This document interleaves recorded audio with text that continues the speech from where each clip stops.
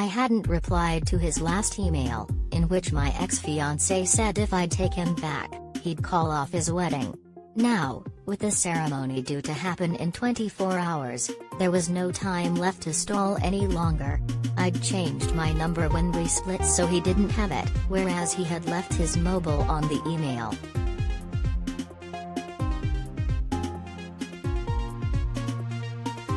I typed a text message into my phone and clicked send. I looked at the clock on the wall, 11 p.m. Would he be on a stag do?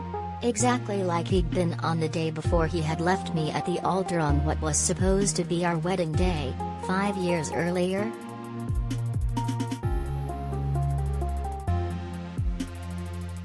I waited for the message to show 2 ticks and then turn blue, which meant not only had it been delivered but he'd read it. My eyes were glued to the screen as I saw him typing a response.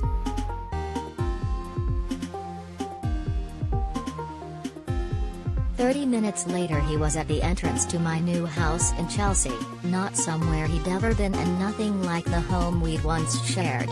I buzzed him in, then watched on the security cameras as he walked down the corridor leading to my courtyard.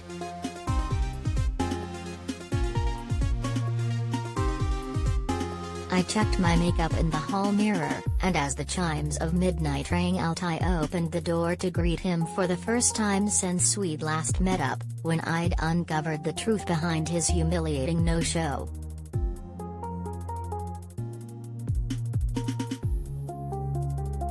"What are you doing here hours before you're supposed to be getting married?" I asked, as he planted a kiss on my face. I could smell he still wore the Creed aftershave that I used to buy him.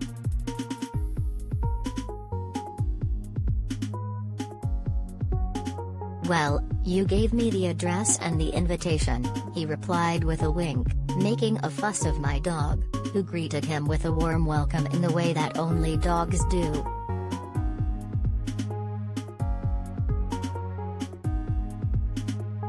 He then walked past me and took in my new surroundings. "Nice, I like it," he said approvingly. He picked up the wine bottle I'd opened for myself earlier, when I'd agonized on whether I wanted to see him or not, and poured us both a glass. "You're the one who knows why I'm here."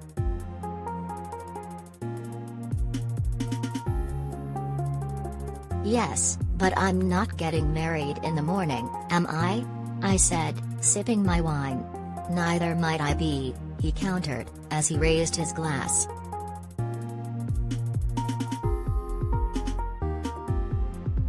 "What are we supposed to be toasting?" I asked him. "How about a second chances?" he replied.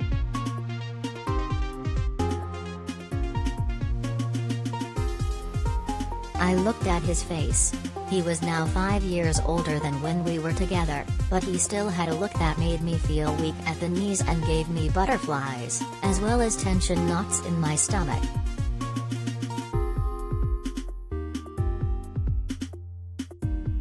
We sat in silence, as he waited for my answer. In my head, I questioned why I had replied to his email, why I'd texted him, and why I'd given him my address.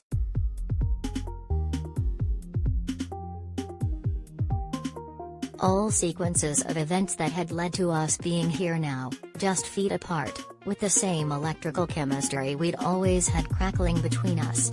As I mused in silence, I realized I already knew the answer, but I wanted to hear it in his words.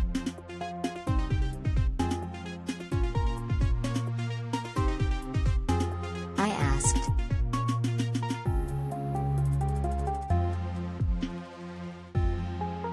"Well, no, I would text her now, I wouldn't do that again. I have told you how sorry I am for that. But if you'll have me, yes, I'll do it right now."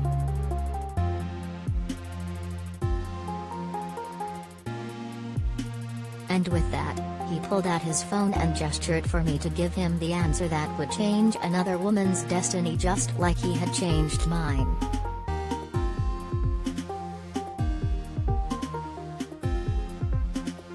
To be continued in next week's column.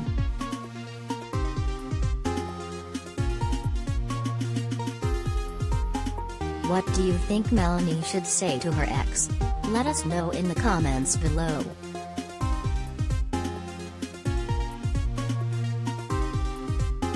Read more of Melanie Blake's shocking confrontation with the man who broke her heart.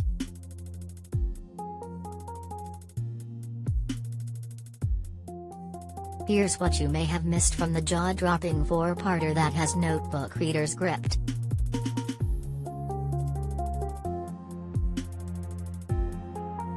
Part 1, he left me at the altar 5 years ago, and then this week got in touch.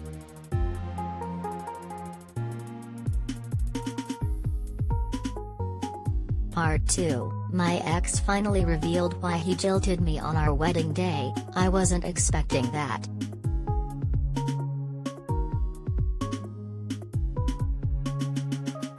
Part 3, my ex dropped whopping sex bombshell 5 years after leaving me at the altar.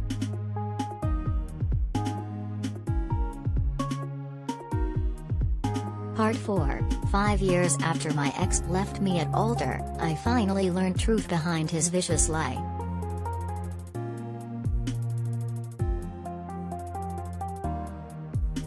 More Melanie Blake.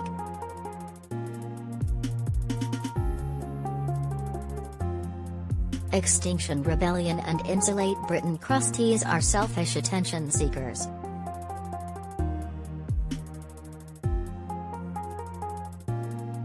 Dear Mel, I'm accidentally having full-blown affair with best friend's husband.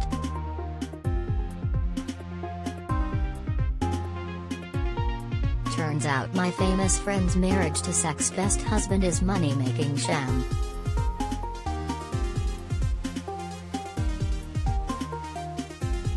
Friend's famous husband shocked me with sexual messages. Do I fess up and tell her?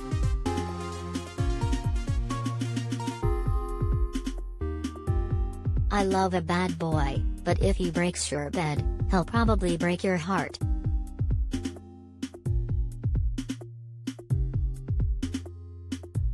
Bad sex is not worth putting up with, you'll be stuck with it for the rest of your life.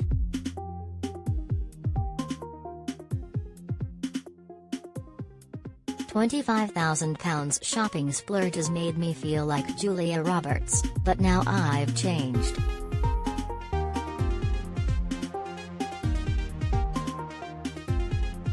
I caught my builders slacking off to ogle the size 8 Estonian blonde neighbor.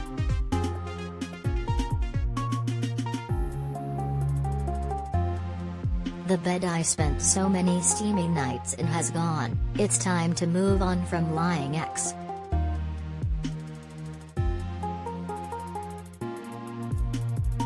To every married lech, you'll send your messages to your wives, you've been warned.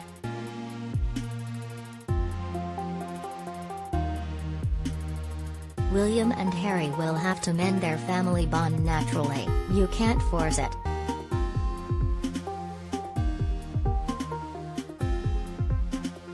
I went to the University of Life, which is not an education that's accepted by DOFs.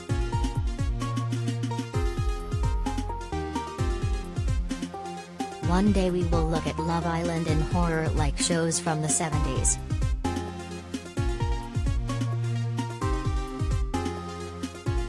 Famous showbiz client made sickening suicide note request if I took my own life.